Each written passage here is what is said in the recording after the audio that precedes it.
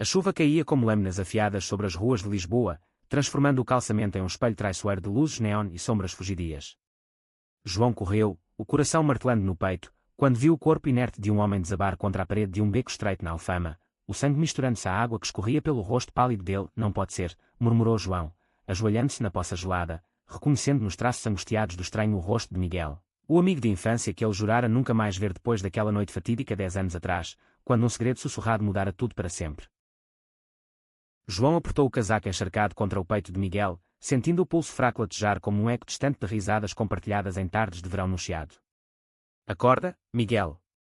Por favor, acorda, implorou, a voz rouca engolida pelo trovejar que rasgava o céu noturno, enquanto memórias proibidas, toques acidentais, olhares demorados, um beijo que nunca acontecera mas parava como uma promessa quebrada, invadiam sua mente como a tempestade que o cercava.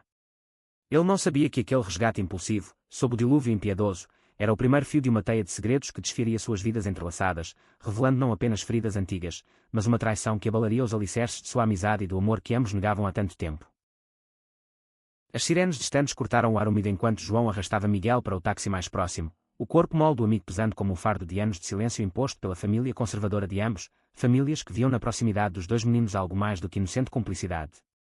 No banco traseiro, com Miguel semiconsciente murmurando incoerências sobre papéis. Eles sabem, João sentiu um frio que não vinha da chuva, o que poderia ter levado Miguel, agora um homem de 28 anos com cicatrizes frescas no pulso, a vagar sozinho naquela noite de outono impiedoso.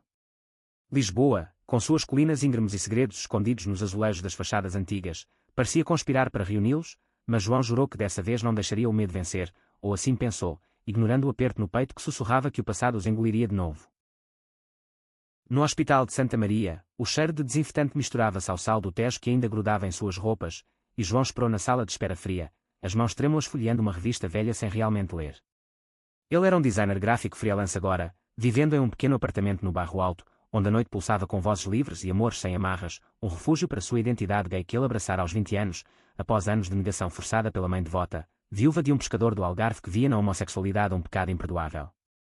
Miguel, por outro lado, havia fugido para Porto após o incidente da adolescência, aquela briga feia com o pai alcoólatra de João, que os flagrara em um abraço, demasiado afetuoso, durante uma festa de São João, gritando acusações que ecoaram como trovões na memória de ambos.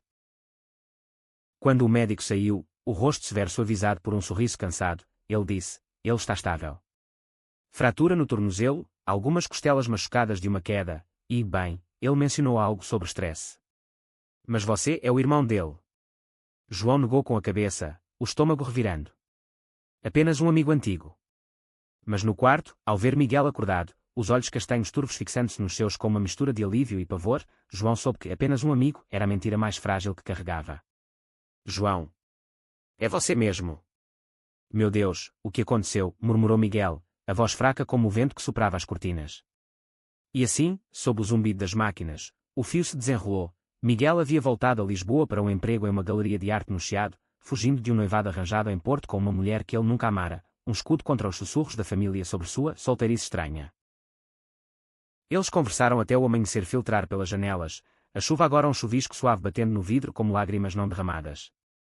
João contou sobre sua vida, os namorados passageiros, a luta contra a depressão após o coming out, a amizade com Ana, uma lésbica ativista que o arrastava para marchas do orgulho no Rossio.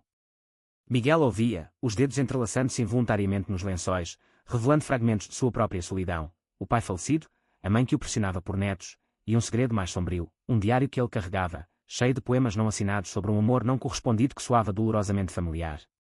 Eu pensei que você me odiasse depois daquela noite, confessou Miguel, os olhos baixos. João riu amargamente, eu me odiava por te amar, Miguel. Mas o ódio passou. O amor. Não. Os dias seguintes foram um equilíbrio precário entre visitas hospitalares e o mundo lá fora, onde Lisboa acordava com o aroma de pastéis de nata e o burburinho dos elétricos subindo a colina. João levava flores roubadas do mercado da Ribeira, contava piadas ruins sobre turistas perdidos no labirinto de Alfama, mas por baixo da leveza, uma tensão crescia como era nas paredes antigas. Miguel foi liberado com muletas, e João insistiu em levá-lo para seu apartamento, ignorando os protestos fracos. Você não pode ficar sozinho nessa, disse, ajudando-o a subir os degraus íngremes, cada passo um lembrete da fragilidade que os unia. No espaço aconchegante, com posteres de fado e livros de Saramago empilhados, Miguel se instalou no sofá-cama, e pela primeira vez em anos, João sentiu o lar não como um esconderijo, mas como um começo. Mas o idílio foi interrompido por uma ligação. A mãe de Miguel, Dona Isabel, uma senhora de Setúbal com mãos calejadas de anos bordando rendas, exigindo que ele voltasse para resolver as coisas com a noiva. Ela é boa gente, Miguel. Não jogue fora por caprichos, gritou ao telefone, a voz ecoando pelo apartamento como um julgamento. Miguel desligou, o rosto pálido, e João, fervendo de raiva contida, abraçou impulsivamente, sentindo o tremor no corpo do amigo. Você não precisa dela. Nem dela. Você tem a si mesmo. E a mim. Foi o primeiro toque real desde a infância, um abraço que durou segundos demais, carregado de eletricidade não dita. Naquela noite, enquanto Miguel dormia, João ficou acordado, questionando se estava revivendo o passado ou construindo um futuro, alheio ao fato de que Ana, sua confidente, já tramava uma surpresa que traria à tona verdades enterradas. A semana se arrastou em um ritmo de rotinas improvisadas, com João trabalhando à noite em projetos gráficos para clientes no Porto, o laptop piscando na mesa da cozinha enquanto Miguel, ainda mancando, tentava ajudar com chás de camomila e histórias de sua viagem a Évora, onde visitara ruínas romanas em busca de paz que nunca encontrara. Eles riam de memórias bobas, a vez em que roubaram figos do vizinho em Belém, ou o susto com os fogos de artifício na festa da cidade, mas o riso era frágil, rachado por silêncios onde olhares se demoravam, mãos roçavam acidentalmente ao passar o sal. João sentia o coração acelerar toda vez que Miguel se inclinava para ajustar a muleta, o cheiro de sabonete misturado ao aftershave evocando fantasmas de noites insones na adolescência, quando sonhava com confissões que nunca saíam. Uma tarde, enquanto o sol de novembro filtrava pelas persianas, Ana bateu à porta com uma garrafa de vinho verde e um sorriso conspiratório. Então, este é o famoso Miguel. O que causou tanto furor no coração do meu melhor amigo, provocou ela, os cabelos curtos tingidos de azul balançando enquanto se jogava no sofá. Ana era o farol de João, lésbica assumida desde os 16, filha de imigrantes cabo-verdianos, ela lutava contra o preconceito com protestos e arte de rua, pintando murais de arco-íris nas paredes do cais do Sodré. Miguel corou, gaguejando uma apresentação, mas Ana não deu trégua. Relaxe, rapaz. Aqui em casa, a gente não julga. Só ama. Eles brindaram, o vinho azedo soltando línguas, e logo Miguel contava sobre sua galeria, os quadros abstratos de artistas que ele curava em segredo, longe dos olhos da família. Mas o vinho também desenterrou fantasmas. Lembra daquela vez no Orgulho de 2015? Você sumiu, João. Eu te procurei por toda a praça, achando que tinha acontecido algo ruim, disse Ana, os olhos semicerrados. João engoliu em seco, trocando um olhar com Miguel, que fingia interesse no rótulo da garrafa. Aquela noite, anos atrás, João havia beijado Miguel nos bastidores de um show de fado no Bairro Alto, um beijo impulsivo, nascido do vinho e da euforia da multidão, só para Miguel se afastar horrorizado, murmurando, eu não sou assim, antes de desaparecer na noite. O silêncio que se seguiu foi sufocante, quebrado apenas pelo tilintar dos copos. O passado é uma merda, né? Resmungou Ana, sentindo a tensão. Mas o presente? O presente é nosso para foder tudo de novo ou consertar. Naquela noite, após Ana partir, Miguel confrontou João na cozinha, a muleta apoiada na parede como uma sentinela. Porque você me salvou naquela chuva. Verdade seja dita, João. Não foi só coincidência. João parou de lavar a louça, a água pingando das mãos como lágrimas contidas. Porque eu nunca parei de me preocupar com você. Porque, mesmo depois de tudo, você é o pedaço de mim que falta. As palavras pairaram, pesadas, e Miguel deu um passo à frente, vacilante, tocando o braço de João. Eu fui um covarde. Mas estou tentando mudar. O toque foi elétrico, um fio desencapado, mas antes que pudessem se aproximar mais, o telefone de Miguel tocou, era o irmão mais velho, Paulo, exigindo explicações sobre o acidente e o rompimento do noivado. Volte para casa, Miguel. Mamãe está sofrendo. E essa fase de confusão.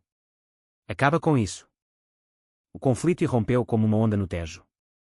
Miguel desligou, os punhos cerrados, e desabou no chão, as muletas caindo com estrondo. Eles acham que sou quebrado, João. Que preciso de conserto. Como se amar quem eu amo fosse uma doença. João ajoelhou-se ao lado dele, o coração partido ao ver as lágrimas que Miguel tanto reprimia. Então me deixa-te mostrar que não é, deixa eu te amar como você merece. Foi um momento de virada, um beijo hesitante que selou não paixão carnal, mas uma promessa de vulnerabilidade compartilhada, lábios tremendo contra o medo acumulado.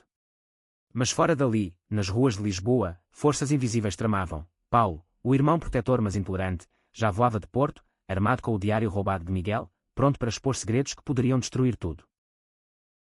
Os dias se tornaram uma dança perigosa de intimidade e receio, com João levando Miguel para passeios curtos pelo Jardim da Estrela, onde bancos de ferro forjado abrigavam casais sussurrando sob castanheiras centenárias.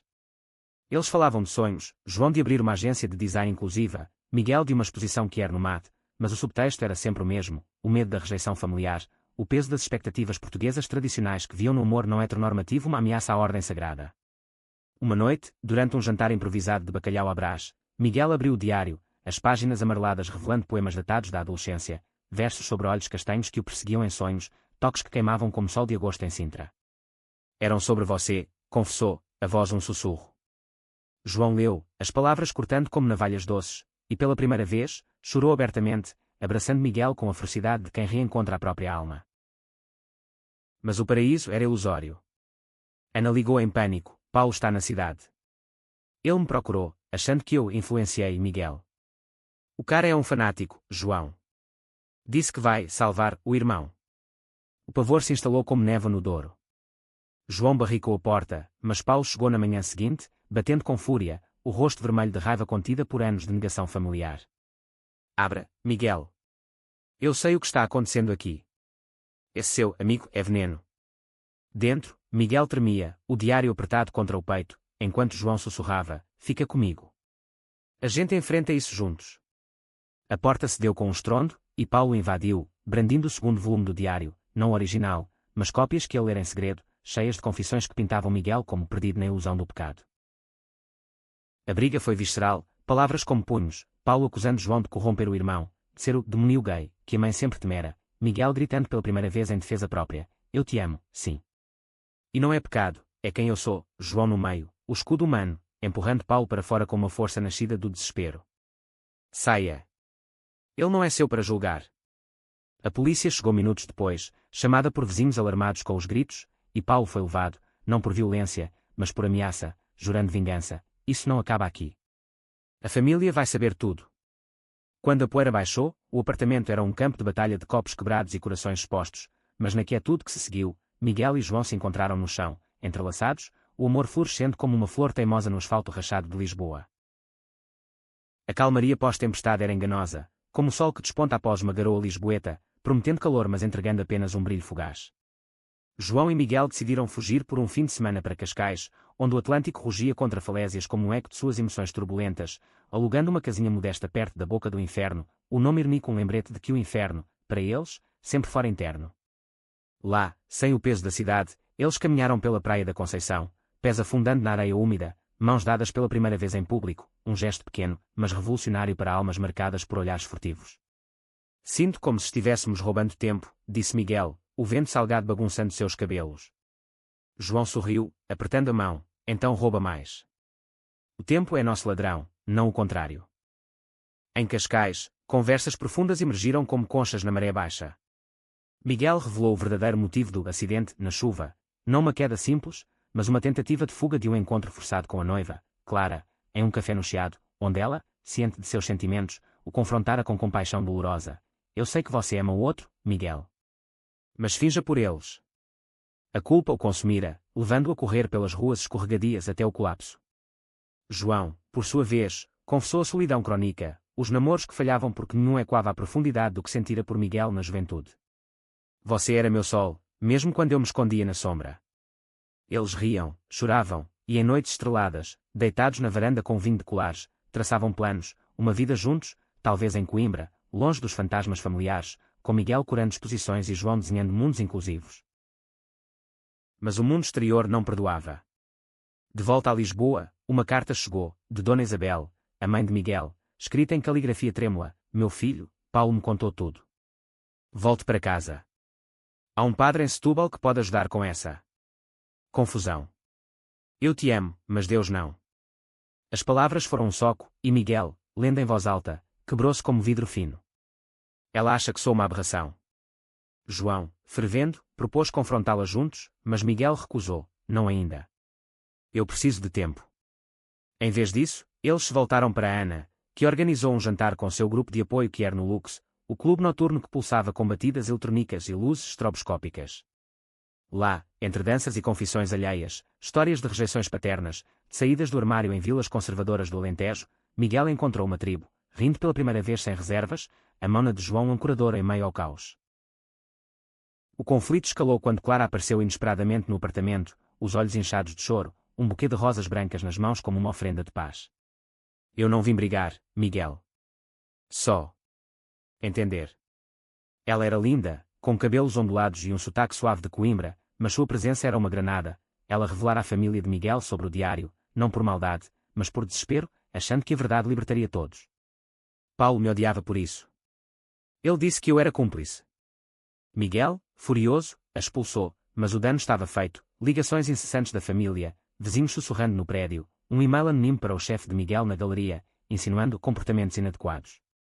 João, vendo o amigo se retrair como uma lesma ao sal, jurou vingança sutil. Aqui o e-mail de Paulo, com a ajuda de um amigo programador no grupo Quer, descobrindo mensagens homofóbicas trocadas com um grupo radical católico em Lisboa.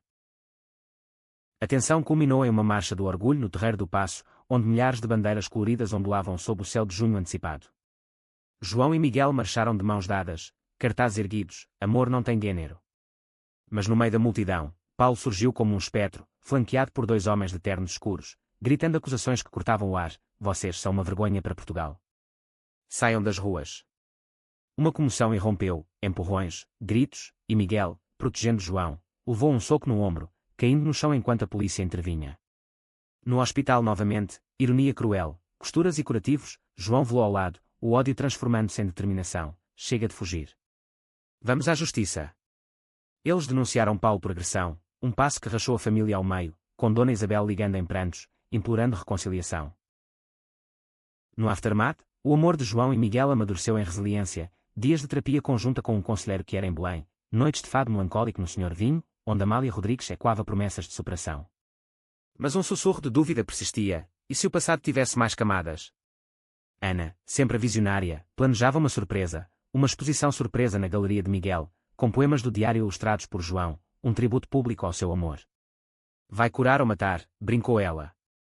Miguel hesitou, mas João insistiu, confia em mim. Como na chuva. E assim, eles avançaram, ignorando que a surpresa final não viria da arte, mas de um segredo enterrado que reescreveria suas origens. O outono avançava em Lisboa com folhas douradas caindo como confetes melancólicos nas calçadas do Príncipe Real, e com ele veio uma trégua frágil na guerra familiar. Dona Isabel, após semanas de silêncio radioativo, enviou uma carta não de condenação, mas de rendição parcial: eu rezo por vocês. Venham para o Natal em Setúbal. Sem julgamentos. Era um ramo de oliveira torto, mas Miguel, com o ombro ainda enfaixado, viu nele uma ponte. João, cético, concordou relutantemente: só se formos juntos. Sem heróis solitários. Eles prepararam a viagem como uma expedição, malas leves, corações pesados, parando em Évora para visitar as capelas ósseas, um lembrete mórbido de que o medo da morte era nada comparado ao da vida não vivida. Em Setúbal, a casa da mãe era um museu de santos e crucifixos, o ar cheirando a ensopado de peixe e incenso. Dona Isabel abraçou Miguel com rigidez, os olhos evitando os de João, mas o jantar transcorreu sem incidentes graves, conversas sobre o clima, o mercado de ostras, até um elogio tímido aos desenhos de João mostrados casualmente. Paulo não apareceu, exilado em Porto por ordem judicial, e na quietude da noite, Miguel sussurrou para João na cama estreita do quarto de infância: ela tentou. É mais do que eu esperava. Mas o amanhecer trouxe a rachadura. Ao vasculhar gavetas por curiosidade, João encontrou uma foto antiga, ele e Miguel, crianças de 10 anos, abraçados em uma praia do Sado, mas no verso, uma nota rabiscada pela mãe: cuidado com essa amizade. Pode levar a caminhos errados. O impacto foi um terremoto silencioso. Miguel confrontou a mãe na cozinha, a foto tremendo em sua mão: você sempre soube. Sempre nos vigiou como criminosos. Dona Isabel desabou em uma cadeira, as mãos cobrindo o rosto: eu temia perder vocês para o mundo. Meu marido. Ele era rígido, mas amava. Eu só queria proteger. Lágrimas fluíram, e pela primeira vez, ela admitiu: eu li seus poemas anos atrás. Chorei por você, meu menino. O perdão veio aos pedaços, um abraço maternal que incluiu João hesitante, um desculpe murmurado que curou feridas superficiais, mas deixou cicatrizes profundas. De volta a Lisboa, fortalecidos mas exaustos, eles mergulharam na preparação da exposição surpresa de Ana, batizada Chuva e Arco-Íris, com os poemas de Miguel entrelaçados às ilustrações de João, linhas fluídas de guarda-chuvas e mãos entrelaçadas contra tempestades. A galeria no Chiado fervilhava na noite de abertura, luzes suaves iluminando telas que capturavam a essência de sua jornada, a chuva como metáfora de purificação, o amor como luz pós-tormenta. Amigos que lutavam o espaço, Ana discursando com paixão sobre resiliência, e Miguel, no centro, leu um poema inédito, na dilúvio de dúvidas, teu braço foi minha âncora, e no sol que veio, descobri que o amor não afoga, e leva. João, nos bastidores, sentiu o peito inchar de orgulho, mas um burburinho o distraiu, Dona Isabel, sozinha na porta, os olhos úmidos fixos na multidão. Ela se aproximou, tocando o ombro de Miguel, eu vim para ver meu filho brilhar. Foi um triunfo, aplausos e quando como ondas no Tejo, mas o clímax veio com uma ligação anônima para João, você acha que sabe tudo? Pergunta Miguel sobre o testamento. A semente da dúvida plantada, João confrontou Miguel em casa, o telefone ainda quente na mão, o que é isso? Um testamento. Tem algo que você não me contou.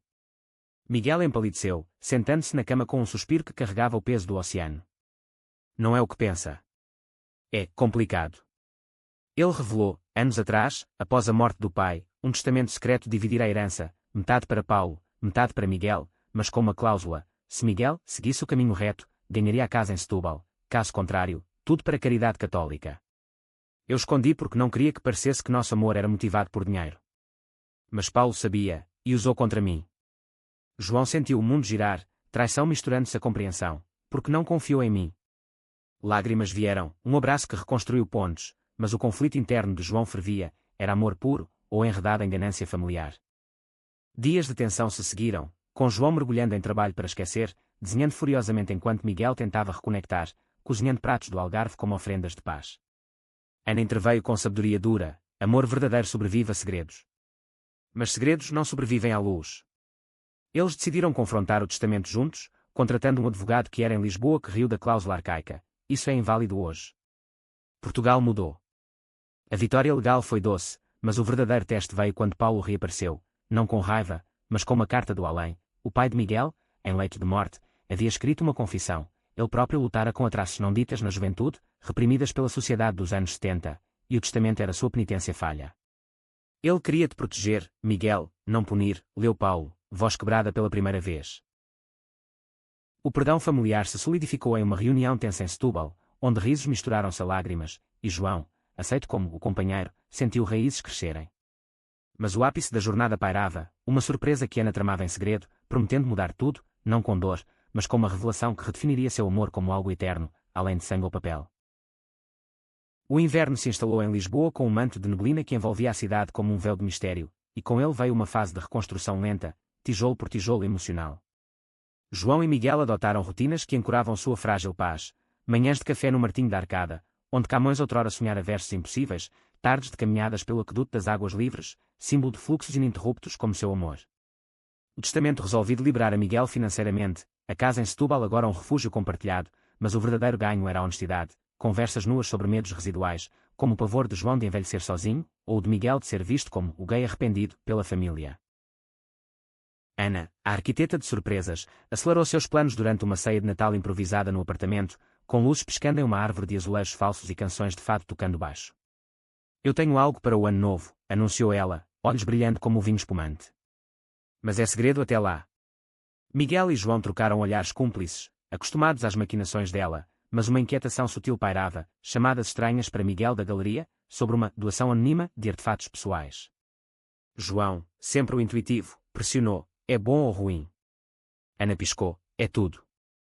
O ano novo explodiu no Rossio com fogos que pintavam o céu de promessas, e ali, sob a estátua de D. Sebastião, o rei mítico cuja perda ecoava perdas que era na história portuguesa, Ana os arrastou para uma festa privada no Solar dos Presuntos.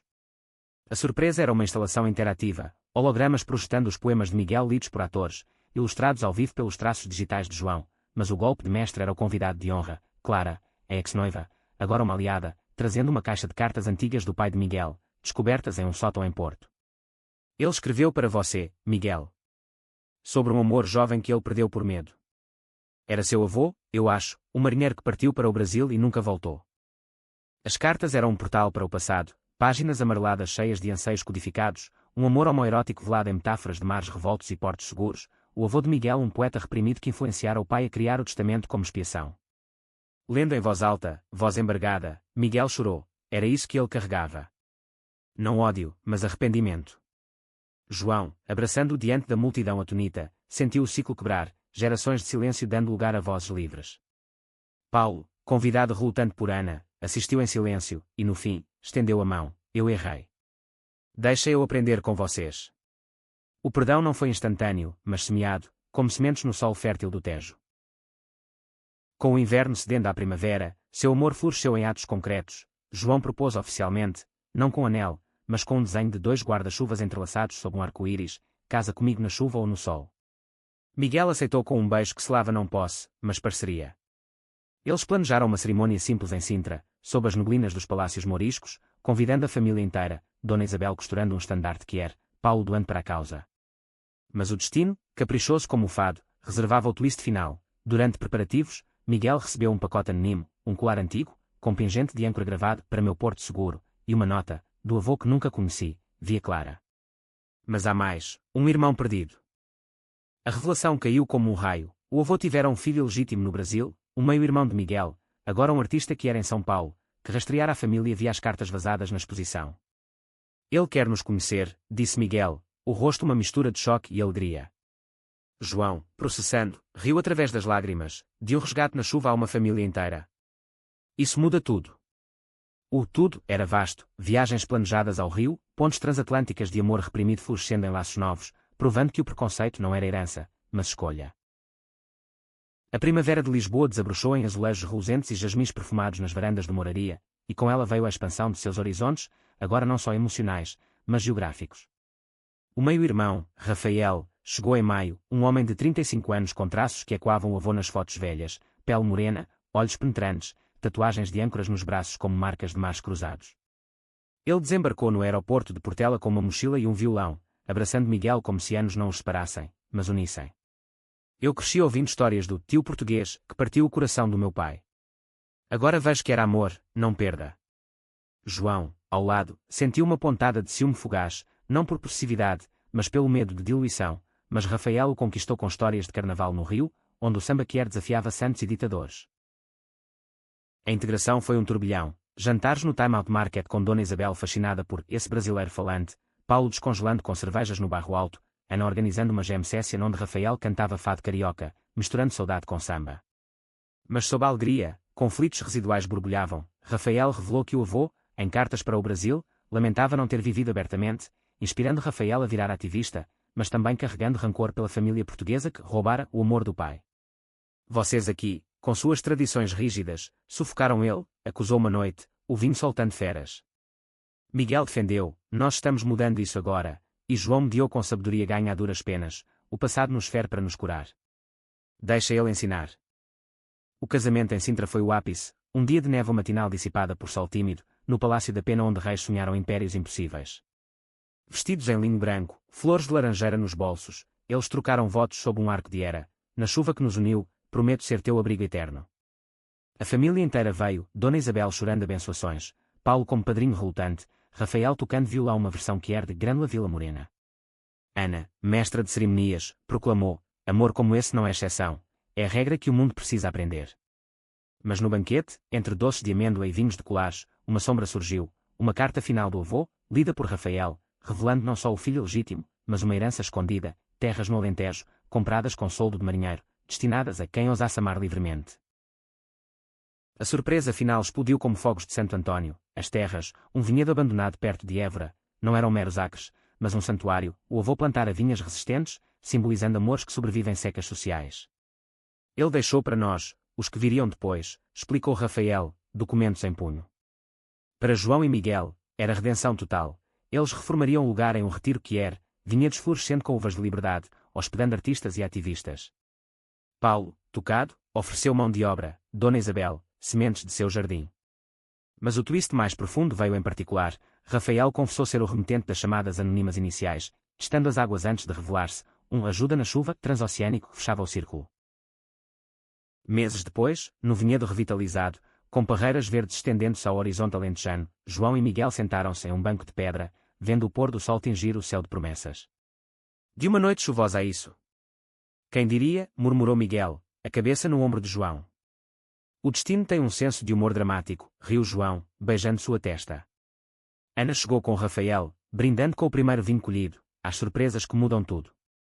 E mudara, de isolamento a tribo, de segredos alegados, provando que o amor, em sua essência GLBT, não era rebelião, mas revolução quieta, florescendo contra tempestades para iluminar o mundo.